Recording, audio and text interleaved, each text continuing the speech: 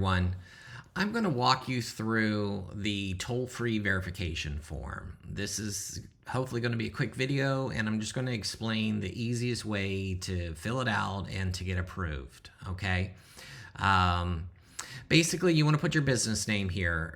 It's fine if you don't have an EIN number. You could be a sole proprietor.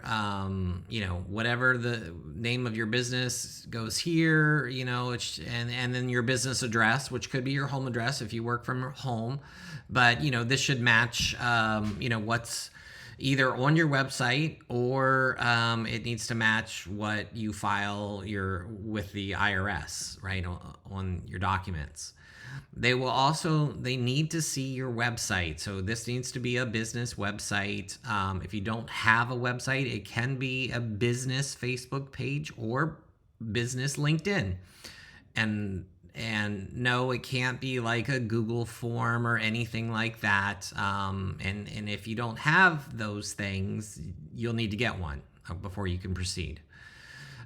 Business contact information. Again, this is just all made up information, but you want, to use a business email if you have one. Okay. And that should match the website, which should match the business. That's what they're looking for. They're looking for consistency and, they want to trust that you are who you say you are.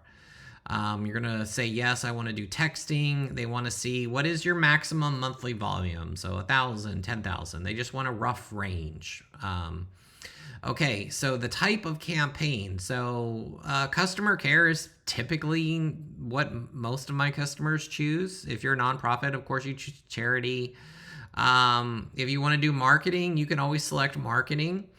Oh, you got events and promotions. Marketing does have additional requirements that, I'll talk about in a second, but, customer care is one of the easiest to get approved, I think. They want to, you provide, like, what type of campaigns are you going to be doing? In this example right here, I'm saying I'm going to be doing appointment reminders, sending order details, two-way conversations, right?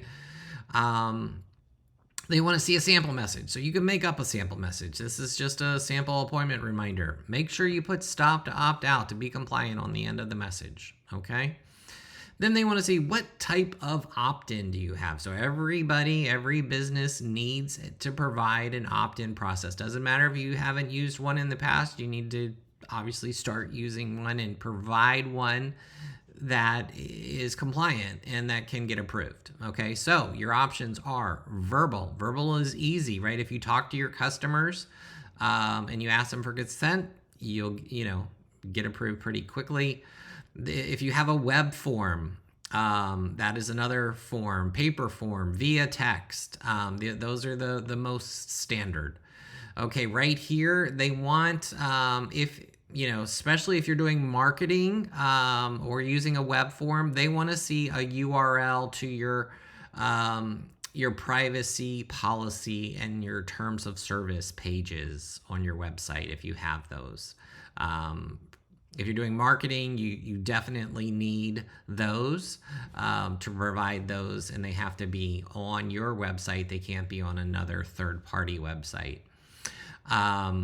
Okay, so down here, you have to actually upload an example or a screenshot, okay? And for verbal, I give you a sample document script that you can download, modify, and then re-upload. It's best to convert it into a PDF if you can.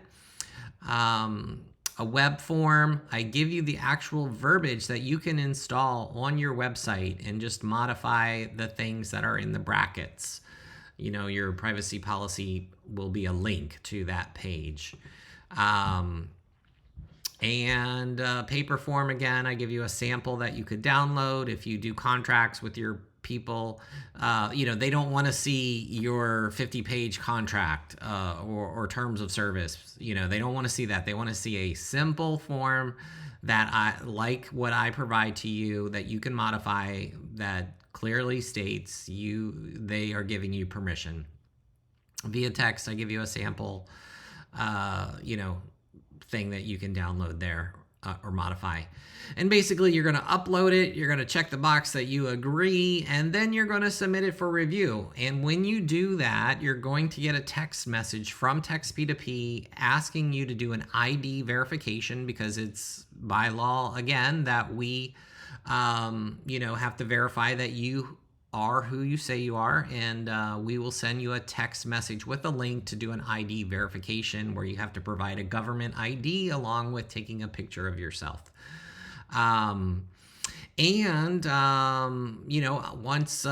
it's done and you've obviously submitted it, it's in a review state, we at TextP2P will review your form to make sure that everything looks good, and then we will send it off to the cell phone carriers to get approved. And you can see, this status right here. This one is approved, but it may say in progress or in review or rejected, right? So if you do get rejected, you will get a text and an email from TextP2P letting you know exactly why they've rejected it, what needs to be changed, what you need to do to fix it. Or after 3 to 5 business days, a week, however long it takes, and they approve you, we will notify you again by email and by text, and then you will be able to start texting, okay?